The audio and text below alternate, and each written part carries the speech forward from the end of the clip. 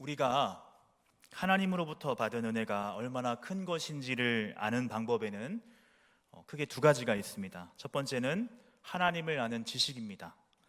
하나님께서 어떤 분이신지, 하나님의 사랑이 어떻게 우리에게 나타난 바 되었으며, 또 자신의 사랑을 확증하시기 위해서 하나님께서 지불하신 것이 무엇인지, 이렇게 하나님의 성품에 대해, 또 하나님께서 우리를 위해 행하신 일이 무엇인지를 알 때 하나님께 받은 은혜의 크기를 우리는 알 수 있습니다. 다음으로 두 번째는 첫 번째와 동등하게 중요한 내용인데요, 내 자신을 아는 것입니다. 내 자신을 아는 것. 여러분, 세계 4대 성인 중 하나인 소크라테스가 그런 말을 남겼다고 하죠. 너 자신을 알라. 내가 어떠한 존재인지, 또 나는 나 자신을 어떠한 존재로 생각하고 있는가 하는 이 자의식이 하나님께 받은 은혜의 크기를 가늠할 수 있는 가늠자입니다.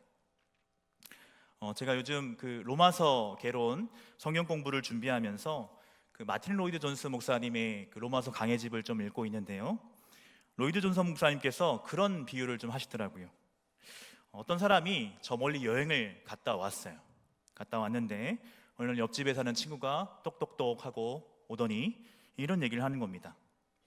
친구, 여행은 잘 다녀왔는가? 그런데 내가 며칠 전에 자네 집에 왔는데 청구서가 하나 날라왔지 뭐야. 내가 자네도 없길래 그냥 내가 지불했어.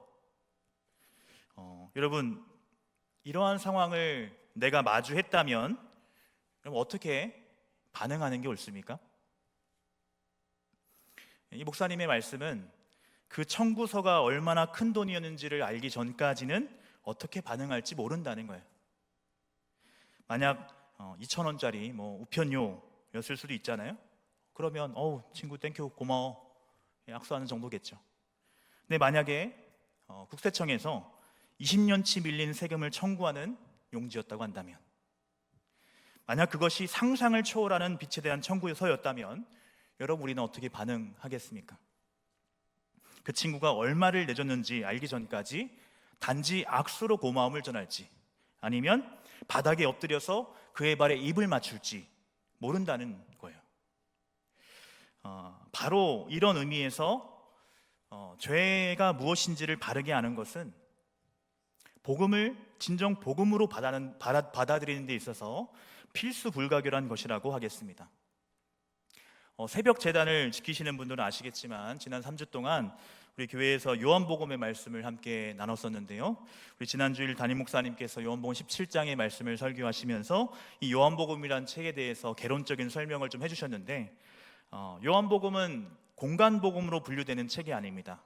마태, 마가, 누가 이 세 권의 책과는 전혀 다른 관점, 즉 예수께서 그리스도가 되시고 하나님의 아들 되심을 증거하기 위해 쓴 책이 요한복음이고, 그래서 이 요한복음에는 예수님께서 본인을 어떤 존재로 인식하고 있었는지, 즉 자신을 하나님의 아들 또는 메시아로서 인식하신 예수님의 자의식을 엿볼 수 있는 내용들이 많이 나옵니다. 그 가운데 가장 주목해 볼 만한 것이 뭐냐 하면 아마 다들 아실 텐데요, 한번 따라해 보겠습니다. 에고에이미. 이게 여러분 무슨 뜻이죠? 나는 무엇이다, 그런 의미를 지닌 헬라어인데요, 이 요한복음에는 예수님께서 스스로를 지유로서 자신을 소개하고 있는 7개의 에고에이미가 나옵니다. 어떤 게 있죠? 나는 생명의 떡이다, 나는 세상의 빛이다, 또 뭐가 있어요? 양의 문, 선한 목자, 또 부활이요 생명이다, 길이고 진리요 생명이다, 또 마지막으로 나는 참 포도나무다.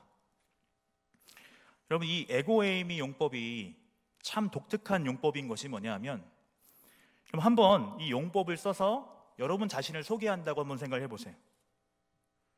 그러면 이 용법이 쉽게 쓸 수 있는 표현이 아님을 알 수 있습니다. 나는 무엇이다. 그럼 자신을 한번 소개해 보세요. 옆에 분들한테. 나는 무엇이다. 나는 선하고 착한 사람이다. 우리가 이렇게 말하기엔 양심에 거슬리잖아요. 그래서 이게 일반 사람이 쓸 수 있는 표현이 아니라는 거예요. 만약에 이 용법을 가지고 내 자신을 표현할 수 있는 말이 있다면 분명하게 말할 수 있는 것이 하나 있긴 있습니다. 그것이 무엇일까요? 나는 죄인입니다. 그렇지 않습니까? 나는 주님께 큰 죄를 지은 흉악한 죄인입니다. 이것이 팩트이고, 이거 하나는 자신에게 말할 수 있을 것 같아요. 왜 이런 말씀을 드리냐 하면, 오늘 보면 15절 하반절에서 바울이 말한 죄인 중에 내가 괴순이라 라고 하는 이 표현을 헬라어 원문으로 보면 에고 에이미 용법으로 되어 있다는 거예요. 나는 죄인 중에 괴수입니다. 여기서 먼저 짚고 넘어가고 싶은 것은 이 에고 에이미는 현재 직설법 1인칭 단수입니다. 이 말은 현재형이라는 거예요. 과거에 내가 복음을 받아들이기 전에 그런 죄를 지었고 과거에 내가 흉악무도한 그런 사람이었습니다 라는 것이 아니라, 지금 나는 복음을 받아들였고 그래서 지금 내 안에 성령께서 내주하심에도 불구하고 나야말로 극악무도한 죄인 중에 괴수라는 그런 표현입니다. 제가 여기서 주목하고 싶은 것은 바울이 이 말을 한 시점입니다. 바울이 지금 한 말, 나는 죄인 중에 괴수입니다 라고 하는 이 말이 데살로니가 전서 같은 초기 서신에 쓰여 있는 것이 아니라 그의 인생 가장 말년에 쓴 책 중에 한 권인 이 디모데 전서에 이 말이 쓰여 있다는 것에 우리가 주목해 볼 필요가 있습니다. 그러니까 제 말은요, 이 말은 바울의 신앙이 가장 성숙되었을 때 한 말이라는 거예요. 우리가 바울의 초기 서신들을 읽어보면 물론 그것이 바울이 전한 복음에 반하는 무리들로 인해서 복음 사역에 막 지장이 되고 큰 혼란이 되기 때문에 그것을 변증한다는 차원에서 바울이 그렇게 말한 것이긴 하지만, 바울의 초기 서신들을 보면 바울이 열을 내는 모습을 많이 볼 수 있습니다. 내가 왜 사도가 아니냐, 나도 주님께서 택한 사도다, 그렇게 자신을 높였던 것에 반해 신앙이 더 깊어지니까 내가 자랑할 것은 아무것도 없고 그저 은혜로 내가 구원을 받았구나, 내가 내 자신을 볼 때 죄인 중에서도 극악무도한 괴수이구나 하는 생각을 가졌다는 거예요. 우리가 이 바울의 예를 통해서 알 수 있듯이, 여러분, 신앙이 깊어진다는 것은 한없이 낮아지는 것을 의미합니다. 나는 주님이 없으면 안 되는구나, 내게 있는 믿음이라고 하는 것도 참으로 보잘것없는 것이고, 내게 혹 믿음이 있다 손치더라도 그것을 하나님께서 그저 의로운 것으로 받아주시고 여겨주신 것뿐이지, 내가 가진 이 믿음이 하나님의 의를 충족시켜서 하나님 보시기에 구원받기에 부합한 합당한 사람이 되었기 때문에 나를 구원하신 게 아니라는 거예요. 어떤 신학자가 그래서 믿음을 이렇게 정의했습니다. 믿음이란 그저 그분의 은혜를 받으려고 팔을 뻗는 행위에 지나지 않는다. 이 은혜라고 하는 것이 구원이라고 할 때 이 구원의 선물을 준비하신 하나님과 그 선물 자체가 귀하고 대단한 거지, 선물 받겠다고 두 팔을 쭉 뻗는 행위가 여러분 대단한 겁니까? 그래서 신앙이 깊어지고 성숙해질수록 어메이징 그레이스, 기승전 하나님의 은혜, 모든 것이 하나님의 은혜고 하나님의 은혜밖에 설명이 안 되는 그런 삶이 성숙한 신앙인의 삶인 것입니다. 그런데 우리가 모든 것이 진정 하나님의 은혜라고 고백할 수 있는 그런 신앙의 성숙을 이뤄감에 있어서 분명하게 거치게 되는 신앙의 과정이 뭐냐 할 때, 여러분, 신앙이 성숙할수록 죄에 대해서 민감하게 되고 죄에 대한 깊은 인식을 갖게 된다는 거예요. 그러니까 이것은 그리스도의 거룩하신 성품을 닮아가기 때문에 나타나는 현상이라고 해도 틀리지 않습니다. 하나님께서 그토록 죄를 미워하시고 죄에 대한 혐오를 갖고 계신 것이 거룩함이라고 하는 하나님께서 지니신 속성으로 인한 것처럼, 우리가 그리스도를 본받고 닮아가기에 하나님께서 느끼시는 그것을 우리 또한 동일하게 느낀다는 거예요. 그래서 신앙이 깊어진 성숙한 그리스도인들은요, 과거에는 작고 사소하게 여겨졌던 죄도 아주 심각하게 여깁니다. 왜냐하면 먼저는 하나님께서 죄를 얼마나 미워하시고 혐오하시는지를 알기 때문에 그렇고, 두 번째로는 아무리 작고 사소해 보이는 죄일지라도 모든 죄의 본질이 하나님에 대한 반감과 정의로부터 비롯된 것임을 알기 때문입니다. 제가 오늘 우리 성도님들과 나누고 싶은 것이 바로 이 죄에 대한 것인데요. 여러분, 죄는 무엇입니까? 무엇이 하나님께서 미워하시고 혐오하시는 죄입니까? 가끔 우리 성도님들과 성경 공부를 하면서 죄와 관련해서 얘기를 나누다 보면 되게 죄하면 많이 생각하시는 것이 미움, 다툼, 시기, 질투, 살인, 간음, 이렇게 죄하면 되게 이런 실행죄를 죄라고 생각하는 경향이 있는데요. 그러니까 가인이 동생 아벨을 살해한 것이나 음욕이 부릴 듯해서 간음을 한 행위, 이런 것들을 이제 죄라고 보통 얘기를 많이 하십니다. 근데 엄밀한 의미에서 이것은 사실 죄의 결과입니다. 성경이 말하는 죄의 본질은 하나님을 거부하고 하나님을 등지는 것을 말합니다. 그래서 흔히 하나님 말씀에 반하거나 불순종하는 행위를 성경은 죄라고 말을 하는데요. 첫사람 아담이 하나님의 말씀을 어겨 죄를 짓게 되고 그 결과 창세기 3장 후반부에 나오는 말씀처럼 하나님과 누렸던 생명적 관계에 단절이 시작됩니다. 그걸로 인해서 모든 관계가 붕괴되고 깨어지게 됩니다. 이보다 더 큰 문제는 하나님을 거부하고 대항하려는 죄의 경향성, 즉 원죄가 우리 후대의 인류에게 다 유전이 되었다는 거예요. 그로 인해서 하나님과 교제할 수 없고 하나님께 이르지 못하게 되었다는 것이 성경이 우리에게 들려주는 타락의 교리입니다. 그러니까 앞서도 말씀드렸다시피 죄의 본질이 무엇인가를 바르게 아는 것이 왜 중요하냐 하면, 이 독사의 새끼들아, 너희가 어떻게 지옥의 판결을 피하겠느냐, 예수님으로부터 이 말을 들었던 서기관과 바리새인과 같은 당시 종교 지도자들이 범했던 과오를 우리 또한 쉽게 반복할 수 있기 때문에 그렇습니다. 여러분, 당시 이들은요, 그 누구보다 신앙적 열심이 있었던 사람이었고, 죄송하지만 오늘날 일반 사람들의 기준으로 볼 때 이들은 정말 신실한 사람이라 평가받을 만한 그런 사람들이었습니다. 여러분, 11조 땡전 한 거리 떼먹지 않고요, 예배, 기도, 금식, 구제 무엇 하나 빠지지 않는 그런 철저한 경건의 삶을 살았던 이들인데, 그렇다면 왜 예수님은 이들을 향해서 그런 끔찍한 말씀을 하신 것입니까? 여러분, 그 누가복음에 나온 저 부자 청년의 말을 들어보세요. 선생님이 말씀하시는 10계명은 내가 어려서부터 지금까지 다 잘 지켰다는 거예요. 아주 당당합니다.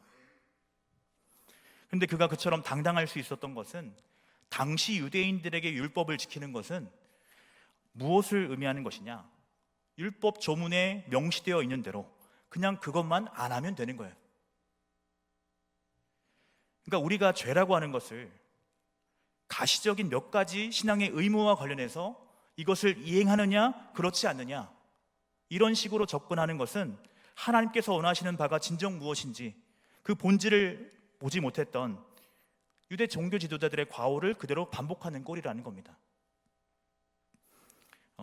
우리가 로마서 1장 후반부의 이야기를 읽어보면 하나님을 거부한 사람들에게서 나타나는 죄악들을 바울이 여러 가지로 열거하고 있는데요, 그 가운데 단연 눈에 띄는 것은 순리대로 쓸 것을 순리로 쓰지 않고 영리로 쓴다, 그러면서 남자와 남자가 더불어서 부끄러운 일을 행한다 하는 이 동성애에 대한 언급이 눈에 띕니다.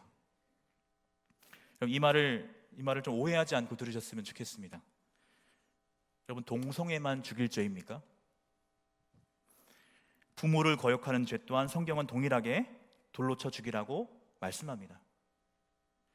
그러나 우리는 하여간 동성애야말로 모든 죄를 대표하는 가장 악독한 죄짐으로 생각을 하는 경향이 있는데, 그럼 나는 동성애자가 아니니까 그러면 되는 것입니까? 그런 식으로 죄를 본다면 우리에게 어떤 유익도 없을 뿐더러 그저 제가 앞서 말한 바리새인의 방식이라는 거예요, 그것이. 여러분, 우리는 죄의 결과를 주목할 것이 아니라 우리가 봐야 되는 것은 내면의 동기입니다. 죄의 본질이 중요하다는 거예요.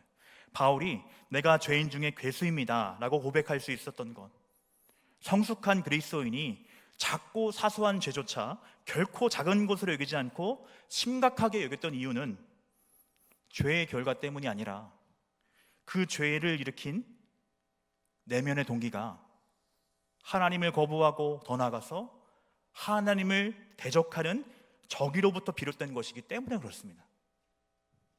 내 마음에 그런 마음이 있는 거예요.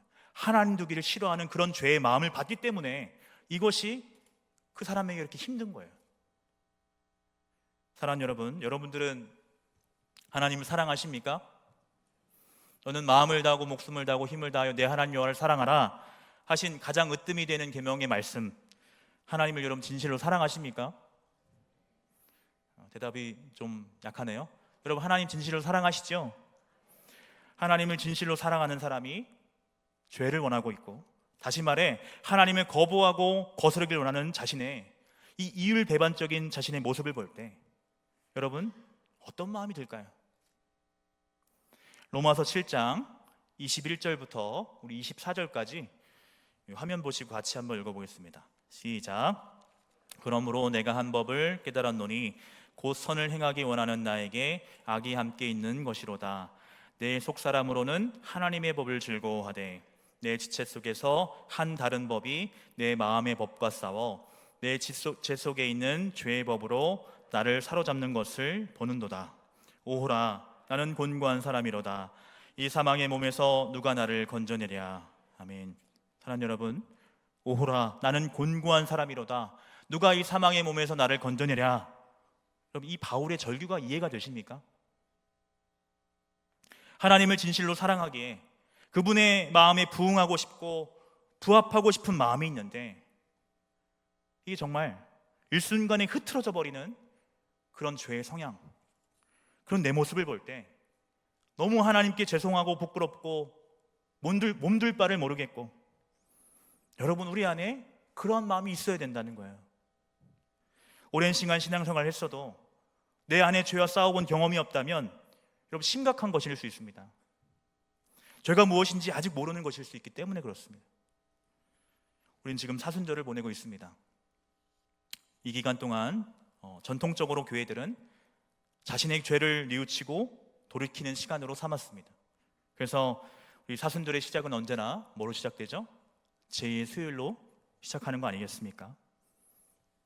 그렇다면 여러분, 하나님께 돌이켜야 될 우리의 죄는 무엇입니까? 여러분, 하나님께서 우리에게 바라시는 것이 과연 우리가 금욕주의자가 되는 것일까요? 제가 오늘 이 시간 말씀드리고 싶은 것은 우리가 먼저는 죄라고 하는 것이 무엇인지를 바르게 알고 무엇은 하고 무엇은 하면 안 되고 이 죄를 어떻게 하면 안 지을 수 있을까 하는 그런 소극적인 차원을 넘어서 더 적극적으로 성경이 말하는 죄가 이런 의미라고 한다면 이 죄와 반대쪽에 있는 하나님께서 기뻐하시는 삶이 무엇인지 알 수 있지 않겠습니까? 그래서 더 적극적인 의미에서 하나님을 영화롭게, 하나님 기쁘시게 해드리는 삶을 살자는 거예요. 사랑하는 여러분, 죄란 무엇입니까? 답은 이미 말씀드렸습니다. 하나님의 말씀을 불순종하고 그 말씀에 반하는 삶이 죄입니다. 근데 여러분, 이게 왜 죄일까요? 그렇게 해도 되는 거 아니에요? 이게 왜 죄일까요? 우리 인간에게 하나님께서 자유의지를 주신 분은 하나님이잖아요. 하나님은 우리로 거부할 수 있는 자유를 주셨으면서 너는 나만 바라보고 내 말을 들어, 나만 사랑해 하는 것은 너무 폭력적인 거 아닙니까? 그런 생각을 우리가 언뜻 할 수 있는데, 그런데 그런 생각이 잘못된 생각인 것은 우리가 선악과 사건을 통해서 알 수 있습니다. 하나님은 내가 내 말을 어겨서 이 선악과를 따먹는 날에는 뭐라고 하셨어요? 정령 죽는다고 말씀하셨어요. 이 말인즉슨 하나님께서 우리에게 주신 자유란 하나님의 뜻을 거부하고 거슬러도 된다는 그런 자유가 아니라는 거예요. 그러나 인류는 그 길을 택했습니다. 태초에 하나님이, 여러분, 그래서 우리는 왜 하나님께 순종하는 삶을 살아야 되는가? 왜 인간은 하나님의 영광을 위해서 살아야 하는가? 라고 하는 질문의 가장 쉬운 대답은 우리 창세기 1장 1절 함께 외워볼까요? 시작. 태초에 하나님이 천지를 창조하시니라. 여러분, 이 선언을 우리가 정말 마음으로 믿고 나를 지으신 분이 정말 하나님이라는 사실을 믿고 받아들인다면 나의 주인된 권리가 누구에게 있는 것입니까? 누구에게 있는 거예요? 나에게 주인된 권리가 하나님께 있는 것이죠. 맞습니까? 그래서 우리가 우리의 본래 원재료는 흙이고 먼지고 티끌에 지나지 않은 존재이지만 그저 하나님께서 우리를 자신의 형상으로 지으시며 우리에게 하나님의 대리자로서 이 땅을 다스리고 거느릴 수 있는 권한을 주시고 그리고 우리를 높이셨을 뿐이지 우리는 본래 뭐예요? 하나님의 피조물이라는 사실을 망각해서는 안 됩니다. 그러니까 우리가 개로 태어나지 않고 하루살이 모기로 태어나지 않고 인간으로 태어난 것이 우리가 전생에 무슨 선한 업보를 쌓아서 그렇게 인간이 된 것이 아닌 이상 사실은 우리는 하루살이와 같은 한낱 미물과 다르지 않다는 거예요. 인간으로서 우리가 누리며 사는 그 권리가 우리에게 있는 것이 아니라 그저 하나님께서 우리를 자신의 형상을 따라 지으시고 이렇게 높은 위치에 우리를 세우셨을 뿐이라는 것입니다. 이 땅에 피조물이 존재하는 유일한 목적은 우리를 지으신 하나님의 영광을 반영하는 데 있습니다. 인간이 하나님의 피조물이 분명히 맞다면 사람의 제일 된 본분은 무엇입니까? 하나님을 영화롭게 하고 영원토록 그를 즐거워하며 하나님의 영광을 반영하는 삶에 있는 것입니다. 우리 가운데 성경이 말하는 죄가 하나님 말씀에 거스르고 불순종하는 것이라고 하는 이 죄의 정의가 혹 여러분 마음 가운데 불편한 분이 계십니까? 만약 그렇다고 한다면 하나님께서 우리의 창조주가 되신다는 사실을 좀 깊이 있게 묵상을 해보시기를 바랍니다. 여러분, 내 인생은 내 것이 아닙니다. 다시 한번, 내 인생은 내 것이 아닙니다. 하나님은 한 번도 내 인생의 주인이 너라고 말씀하신 적이 없습니다. 내 인생은 내 것이 아니라 하나님의 것입니다. 여러분, 이 고백하실 수 있어야 됩니다. 내 인생은 내가 주인이 아니라 하나님이 주인이라는 거예요. 우리는 하나님을 위해 존재하고 하나님을 위해 부름을 받았습니다. 그래서 인생의 참된 행복이라는 것도 하나님과의 관계가 바르게 회복되었을 때 비로소 주어지는 거라는 거예요. 천지를 창조하신 이야기를 담고 있는 창세기 1장을 읽어보면 하나님이 보시기에 좋았더라 하는 말씀이 여러 번 나옵니다. 여기서 좋다라는 말이 히브리어로 아마 들어보셨을 텐데요, 토부라는 단어입니다. 토부, 좋다. 이 토부라는 단어는요, 좋다라는 뜻과 함께 선하다라는 뜻이 있습니다.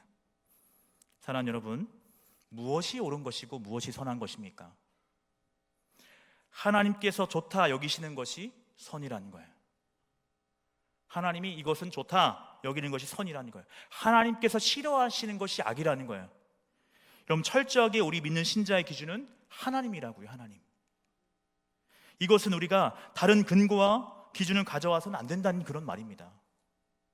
하나님이 보기에 좋은 게 선이라는 거예요. 우리의 주인은 예수님이시고 우리의 왕은 하나님이십니다. 우리는 그분이 다스리시고 거느리시는 왕의 신하고 백성입니다. 이것이 바로 우리 그리스도인들이 결코 잊지 말아야 하는 정체성입니다. 말씀의 결론을 맺겠습니다. 하나님 말씀에 불순종하는 것, 즉 하나님을 거스르고 그분을 멀리하는 것이 죄라고 한다면 하나님께서 여러분 가장 기뻐하시는 건 뭘까요? 시편 73편 28절 화면 보시고 같이 읽어보겠습니다. 시작. 하나님께 가까이함이 내게 복이라. 내가 주 여호와를 나의 피난처로 삼아 주의 모든 행적을 전파하리이다. 아멘. 하나님을 가까이하는 것이 우리에게 가장 큰 복이고 하나님께서 가장 기뻐하시는 삶인 줄 믿으실 수 있기를 바랍니다. 아담의 죄로 인해서 유전된 죄의 전이로 인해 하나님과 우리 사이에 큰 죄의 구렁텅이가 놓이게 되었고 그로 인해 그 누구도 하나님께로 나아갈 수 없게 되었습니다. 인간 또한 타락해서 그 누구도 하나님을 더듬어 찾진 않더라 하는 것이 성경의 증언입니다. 그러나 하나님께서 복되신 우리 구주 예수 그리스도를 보내시어 하나님과 우리 사이에 있는 막힌 담을 허시고 하나님께 나아갈 수 있는 길을 열어놓으셨습니다. 이제 여기서 중요한 것은 그 십자가 길로 나아가 하나님과 화목을 이루고 화평을 누리는 것은 누구의 몫입니까? 길은 다 만들어 놓으셨어요. 우리의 몫입니다. 복되신 우리 구주 예수 그리스도께서 다 만드시고 터를 닦아 놓으신 그 길 위에 우리가 서 있습니다. 여러분은 어떻게 하겠습니까? 그 길로 한 걸음에 달려가서 내가 아버지 안에, 아버지가 내 안에, 이와 같이 주님과 함께하는 삶을 살고 싶지 않습니까? 비록 우리는 이 땅에서 주님을 얼굴과 얼굴로 대면할 수 없습니다. 그러나 주님 안에 거하고 주님과 동행할 수 있는 길을 예수 그리스도께서 마련해 놓으셨어요. 그것이 바로 말씀과 기도라는 사실을 잊지 마시고, 무엇보다 우리가 사순절을 보내고 있는데요, 더욱 말씀의 자리, 또 기도의 자리를 잘 지키셔서 주님을 깊이 만나고 누리시는 그런 은혜가 있는 사순절 되시기를 축복합니다. 함께 기도하겠습니다.